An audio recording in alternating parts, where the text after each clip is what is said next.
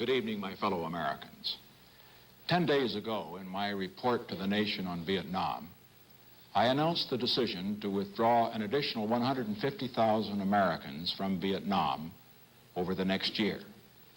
I said then that I was making that decision despite our concern over increased enemy activity in Laos, in Cambodia, and in South Vietnam. And at that time, I warned that if I concluded that increased enemy activity in any of these areas endangered the lives of Americans remaining in Vietnam, I would not hesitate to take strong and effective measures to deal with that situation. Despite that warning, North Vietnam has increased its military aggression in all these areas, and particularly in Cambodia. After full consultation with the National Security Council, Ambassador Bunker, General Abrams, and my other advisors, I have concluded that the actions of the enemy in the last 10 days clearly endanger the lives of Americans who are in Vietnam now and would constitute an unacceptable risk to those who will be there after withdrawal of another 150,000. To protect our men who are in Vietnam and to guarantee the continued success of our withdrawal and Vietnamization programs, I have concluded that the time has come for action. Tonight, I shall describe the actions of the enemy, the actions I have ordered to deal with that situation, and the reasons for my decision. Cambodia, a small country of 7 million people, has been a neutral nation since the Geneva Agreement of 1954, an agreement, incidentally, which was signed by the government of North Vietnam. American policy since then has been to scrupulously respect the neutrality of the Cambodian people. We have maintained a skeleton diplomatic mission of fewer than 15 in Cambodia's capital, and that only since last August. For the previous 4 years, from 1965 to 1969, we did not have any diplomatic mission whatever in Cambodia. And for the past 5 years, we have provided no military assistance whatever and no economic assistance to Cambodia.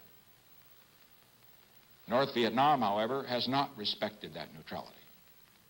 For the past 5 years, as indicated on this map that you see here, North Vietnam has occupied military sanctuaries all along the Cambodian frontier with South Vietnam. Some of these extend up to 20 miles into Cambodia. The sanctuaries are in red, and as you note, they are on both sides of the border.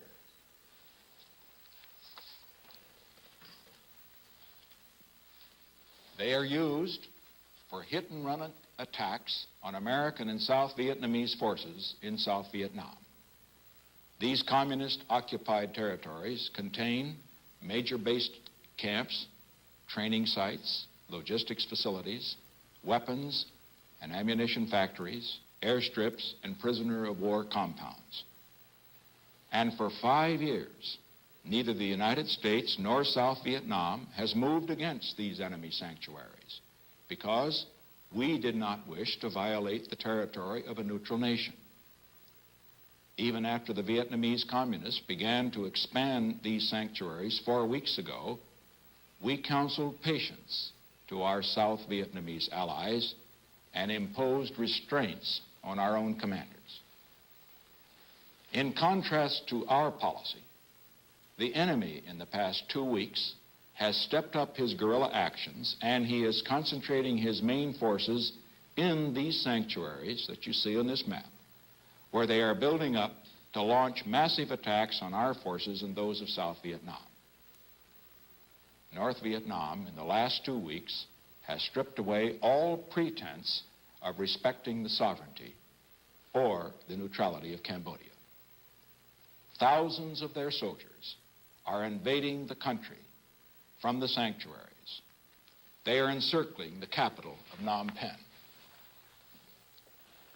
Coming from these sanctuaries, as you see here, they have moved into Cambodia and are encircling the capital.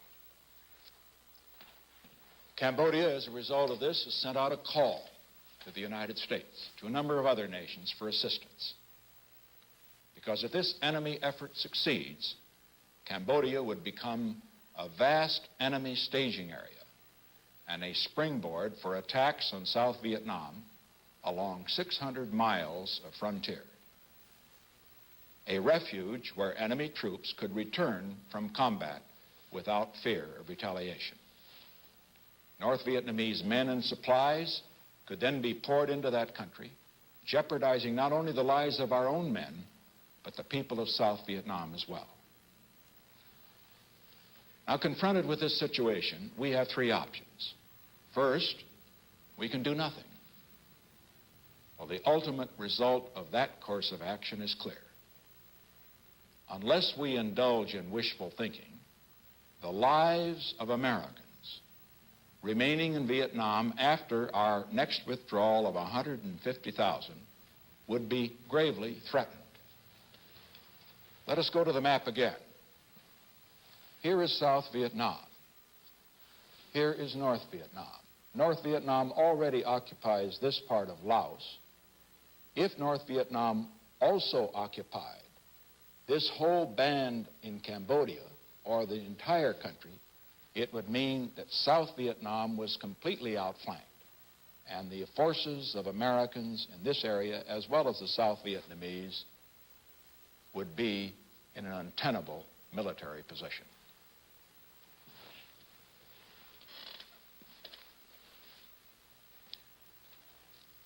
Our second choice is to provide massive military assistance to Cambodia itself.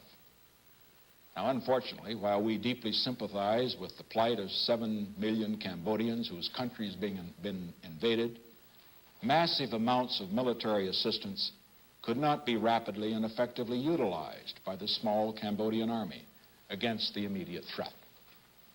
With other nations, we shall do our best to provide the small arms and other equipment which the Cambodian army of 40,000 needs and can use for its defense. But the aid we will provide will be limited to the purpose of enabling Cambodia to defend its neutrality, and not for the purpose of making it an active belligerent on one side or the other. Our third choice is to go to the heart of the trouble. And that means cleaning out major North Vietnamese and Viet Cong occupied territories. These sanctuaries which serve as bases for attacks on both Cambodia and American and South Vietnamese forces in South Vietnam. Some of these, incidentally, are as close to Saigon as Baltimore is to Washington. This one, for example, is called the Parrot's Beak. It's only 33 miles from Saigon.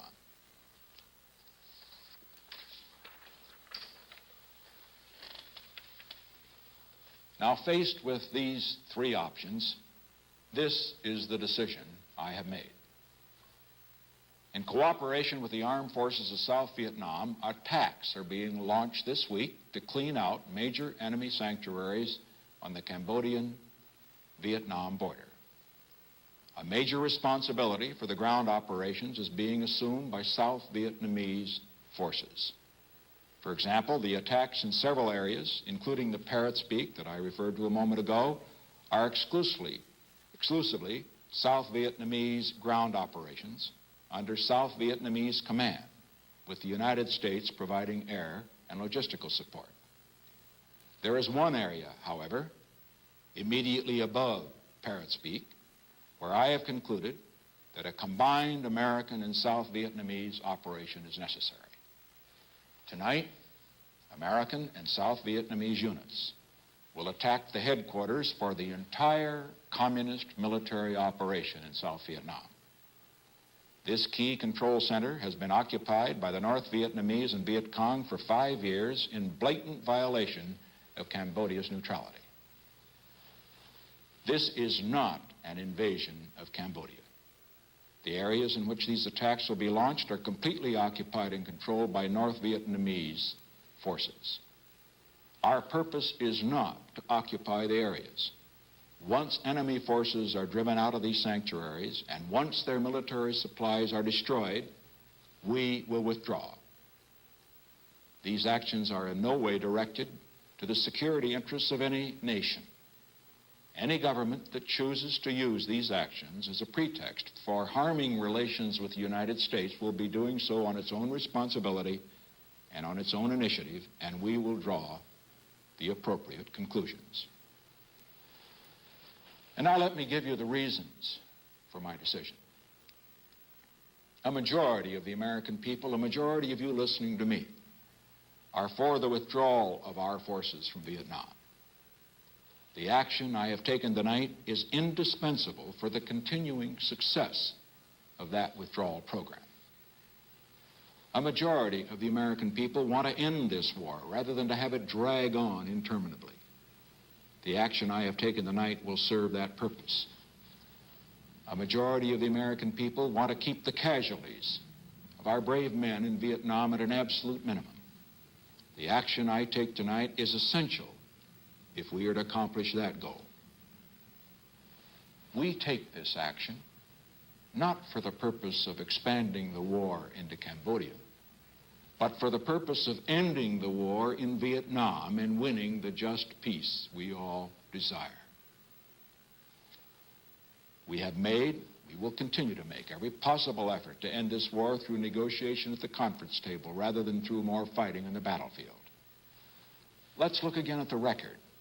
We've stopped the bombing of North Vietnam. We have cut air operations by over 20%. We've announced the withdrawal of over 250,000 of our men. We've offered to withdraw all of our men if they will withdraw theirs.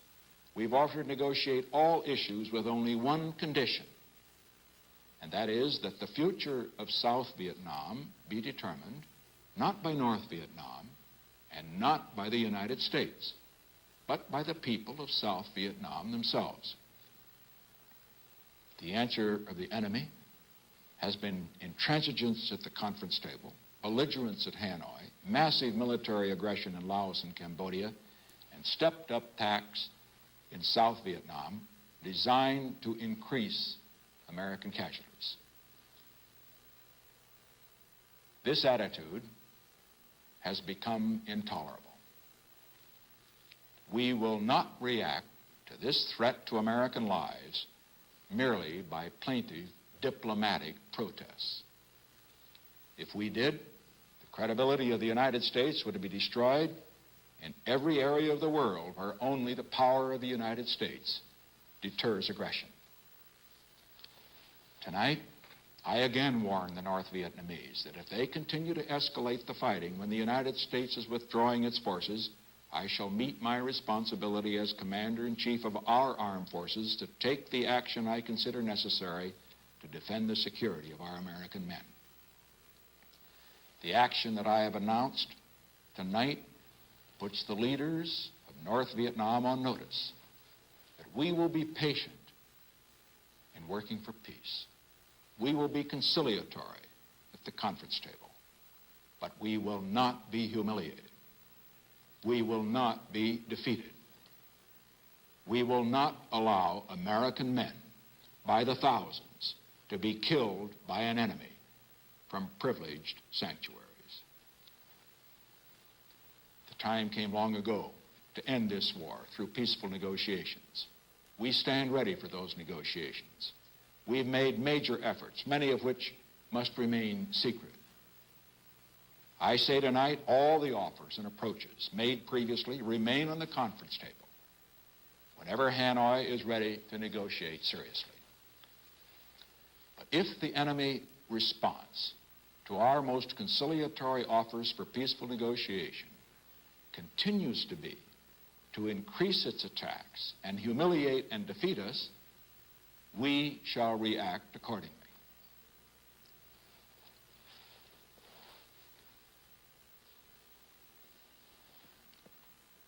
My fellow Americans, we live in an age of anarchy, both abroad and at home. We see mindless attacks on all the great institutions which have been created by free civilizations in the last 500 years. Even here in the United States, great universities are being systematically destroyed.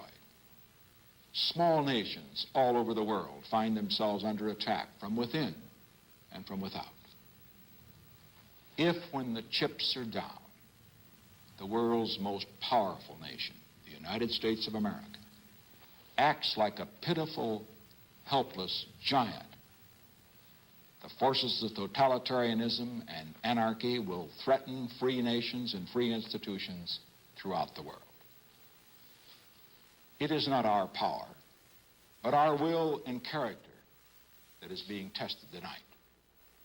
The question all Americans must ask and answer tonight is this: does the richest and strongest nation in the history of the world have the character to meet a direct challenge by a group which rejects every effort to win a just peace, ignores our warning, tramples on solemn agreements, violates the neutrality of an unarmed people, and uses our prisoners as hostages?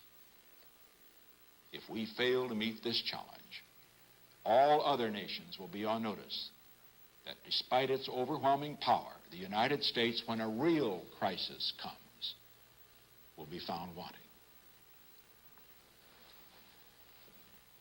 During my campaign for the presidency, I pledged to bring Americans home from Vietnam. They are coming home. I promised to end this war. I shall keep that promise. I promised to win a just peace. I shall keep that promise. We shall avoid a wider war, but we are also determined to put an end to this war. In this room, Woodrow Wilson made the great decisions which led to victory in World War I. Franklin Roosevelt made the decisions which led to our victory in World War II. Dwight D. Eisenhower made decisions which ended the war in Korea and avoided war in the Middle East. John F. Kennedy, in his finest hour, made the great decision which removed Soviet nuclear missiles from Cuba and the Western Hemisphere.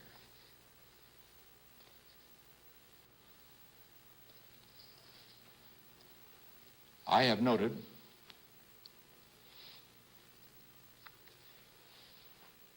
that there's been a great deal of discussion with regard to this decision that I've made. And I should point out that I do not contend that it is in the same magnitude as these decisions that I have just mentioned. But between those decisions and this decision, there is a difference that is very fundamental.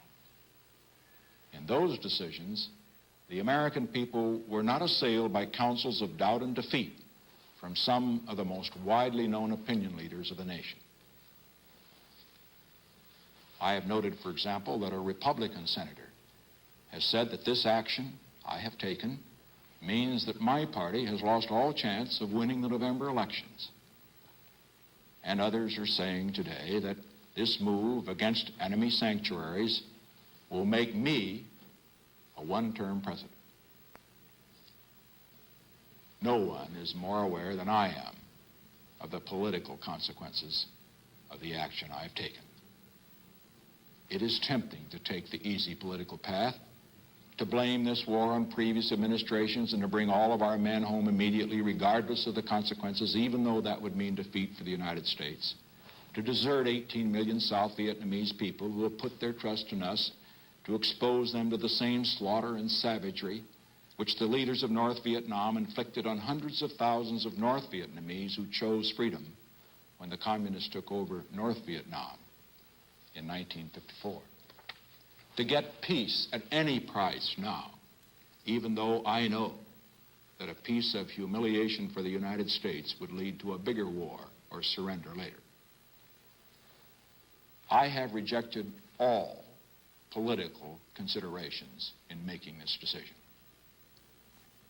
Whether my party gains in November is nothing compared to the lives of 400,000 brave Americans fighting for our country and for the cause of peace and freedom in Vietnam.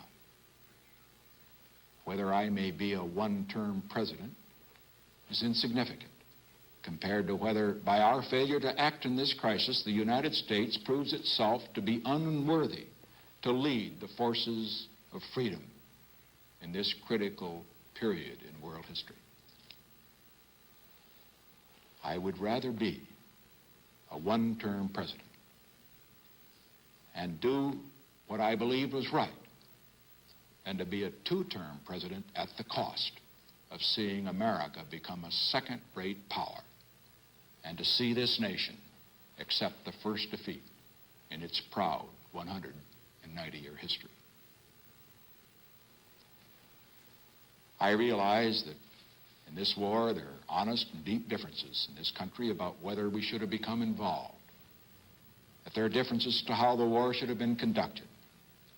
But the decision I announced tonight transcends those differences, for the lives of American men are involved. The opportunity for 150,000 Americans to come home in the next 12 months is involved. The future of 18 million people in South Vietnam and 7 million people in Cambodia is involved. The possibility of winning a just peace in Vietnam and in the Pacific is at stake.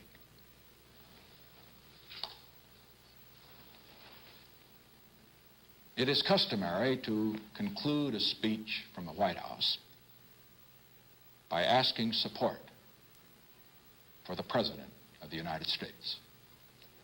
Tonight, I depart from that precedent. What I ask is far more important. I ask for your support for our brave men fighting tonight halfway around the world, not for territory, not for glory, but so that their younger brothers and their sons and your sons can have a chance to grow up in a world of peace and freedom and justice. Thank you and good night.